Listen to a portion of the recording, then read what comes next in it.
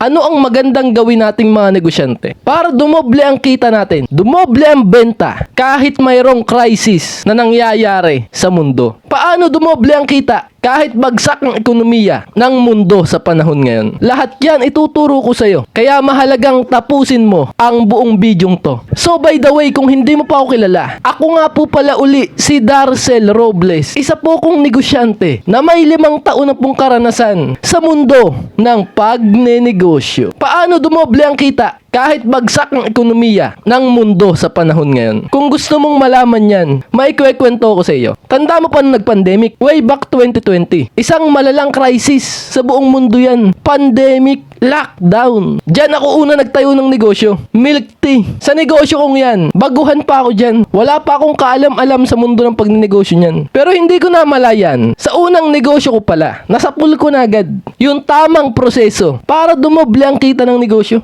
Way back 2020 nung baguhan pa ako sa mundo ng pagnenegosyo, natsambahan ko, sa pool ko na pala ang tamang paraan para dumoble ang kita ng negosyo. Alam mo, natsambahan ko nun, yung may tagasagot ako ng inquiry, may taga-marketing ako, at yung tagasagot ko ng inquiry, dati sobrang galing nun, nung tao kong yun, kabilis niya mag-reply sa mga customer na magtatanong para bumili sa negosyo ko. Yun na yung paraan para dumoble ang kita sa negosyo. Kailangan may taga-marketing ka, may tagasagot ka ng inquiry, taga-reply sa mga magme-message sa FB page ng negosyo mo, yung mabilis mag-reply para makuha agad ang benta. Natsambahan ko yung dati, hindi ko alam na yun na pala yung nagpalakas ng negosyo ko. Kaya unang 3 buwan ng milk tea business ko, pumaldo ko ng benta, pumaldo ko ng kita dyan. Kaso baguhan pa ako sa mundo ng pagnenegosyo nun. Yung negosyo kong milk tea na yan, palagi kong kinekwento sa inyo yan, at nalugi yun. Nalugi yun kasi baguhan pa ako. Hindi ko alam na yung unang ginawa ko pala na kumuha ko ng taga-inquiry, taga-marketing, tama pala yun. Hindi ko alam na ganun. Ay ako noong taong 2020 at hindi pa ako marunong mag-manage ng pera. Gastos ako dito,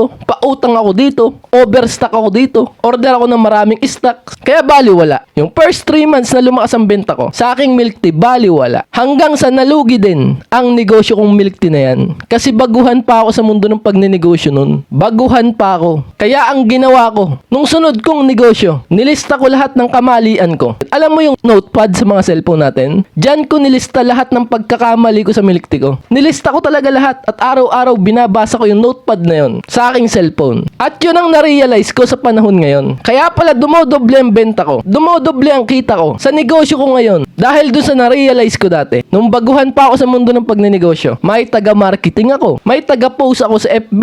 May tagasagot ako ng inquiry, yung mabilis mag-reply sa customer. Yun ang na-realize ko. Kaya nung nilista ko yun sa notepad ng cellphone ko, nakita ko yung sagot kung bakit nalugi yung milk tea. Napabayaan ko ang negosyo kong milk tea. Hanggang sa nag-alisa na ang mga taga-marketing ko, tagasagot ko ng inquiry, taga-deliver ko ng milk tea, nag-alisa na lahat. Kaya nag-domino effect, nalugi yung milk tea kong yun. Kaya ngayon ang na-realize ko. Kaya pala ang mga negosyo ko ngayon, dumodoble ang kita, dumodoble ang benta dahil sa dalawang bagay na yun. Yung marketing at sales. Ang sales tagasagot sa inquiry, kailangan mabilis mag-reply. At yan ang gusto kong ituro sa iyo ngayon. Sa panahong bagsak ang ekonomiya ng Pilipinas, may gera, may crisis. Ang kailangan natin gawin, kailangan natin lalong maghapit sa marketing. Mag-post ng product natin sa FB page ng negosyo natin. At lahat ng maaakit ng mga post mo, ng marketing mong yun, kailangan may sasalo. Tagasagot ng inquiry, taga-reply para sa mga taong gustong bumili na sa negosyo mo. Kasi lagi ka nagpo-post. May maaakit at maaakit dyan na tao. At yung mga taong maaakit na yun, magme-message yun sa'yo sa FB page ng negosyo mo. At yung tagasagot mo ng inquiry, kailangan mabilis mag-reply yun. Kailangan active yun. Kailangan tutok sa cellphone yun. Na kapag nag-message ang customer, kailangan ma-replyan niya agad yun. Pag nagawa mo yan sa negosyo mo, yung mabilis mag-reply, makukuha mo agad ang benta. Ang benta makukuha mo agad sa taong nagtanong para sa negosyo mo. Yung taong gustong bumili, na-replyan mo agad,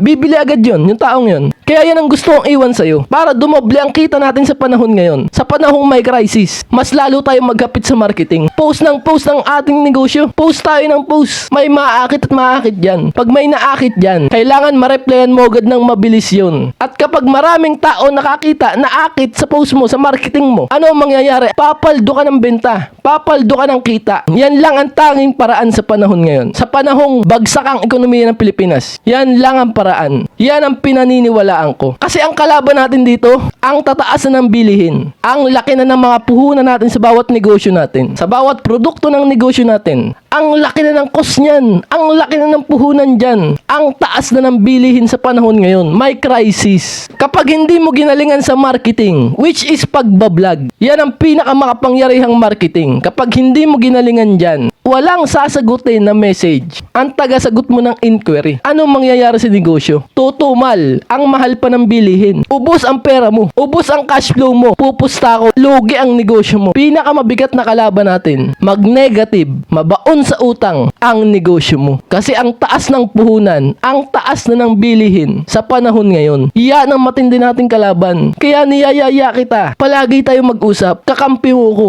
Pindutin mo yan. Subscribe na yan. Subscribe mo na ako para palagi pa tayo makapag-usap, makapagkwentuhan ng ganitong usapan. Niyayaya kita, samahan mo ko, pindutin mo yan, subscribe na yan. Mga kanegosyo ko, sa panahon na ganito, sa panahong may crisis na nangyayari, isipin mo nung panahon ng pandemic. Pupusta ako ng pandemic, maraming yumamang negosyo nung panahon na yon. Kasi nahuli nila ang opportunity nung panahong may crisis na nangyayari sa mundo. Kaya yan ang gusto kong iwan sa'yo. Bago ko tapusin to, gusto kong iwan sa'yo. Huwag kang malungkot. Dahil sa bawat crisis, sa bawat down ng buhay, may bagong opportunity lalabas. Kailangan mo lang abangan. Ano yung kailangan ng mga tao sa panahon ngayon? At kapag nahanap mo yon, kilusan mo agad. Mabilis na pagkilos para wala ka pang kagaya, wala ka pang kalaban. At trabahuhin mo, nalaman mo sa usapan natin to, ang marketing. Kailangan nating maghapit sa post para sa ating negosyo. At lahat ng maaakit sa post ng negosyo natin, kailangan may sasalo. Mabilis mag-reply para makuha agad ang benta ng negosyo natin. Kapag ginawa mo yan, minaster mo yan, doble ang kita mo. Lalaki ang benta ng negosyo mo. Kapwa negosyante ko, sa panahong ito,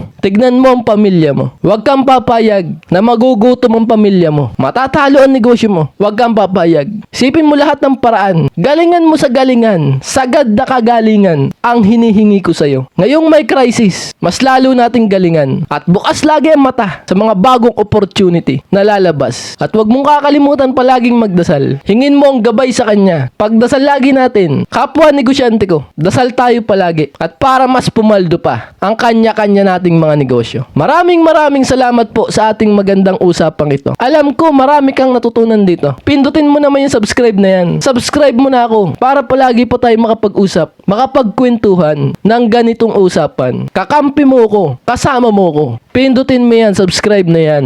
At nga pala po, nagtuturo po ako ng isang marketing. Yung nasabi ko sa inyo kanina, ang pinakamakapangyarihang marketing, ang pagbablog. Tuturuan kita isang buwan sa pagbablog. Kung hindi mo kaya mag-vlog, nahihiya ka sa camera. Hindi mo alam ang sasabihin mo sa camera. Tuturuan kita dyan. Tanggal ang hiya mo sa camera. Alam mo na ang sasabihin mo sa harap ng camera. Kahit mag-vlog ka pa ng maraming beses, kayang-kaya mo. At makikilala ka ng makikilala ng mga tao. Magiging kilala ka. Kasi lagi ka mapapanood nila. Kasi magbablog ka na. Isang buwan to. Tuturuan kita isang buwan. Gagawin kitang vlogger. Para only promotion, only marketing na ang negosyo mo. Pero itong sasabihin ko sa'yo. Isang buwan kitang tuturuan sa pagbablog. Hindi to madali. Mahirap to. Isang buwan tayo magtatrabaho para mapagtagumpayan ko, maging vlogger ka. Kung gusto mong sumali, magpaturo sa akin mag-vlog. Text mo lang ako sa number na yan or mag-comment ka dyan sa baba na magpapaturo ka para only promotion na, only marketing na ang negosyo mo at matanggal ko ang hiya mo sa harap ng camera. Kung gusto mong magawa yan, mag-comment ka dyan sa baba or text mo ako sa number na to para maturuan kita kung paano mag-vlog.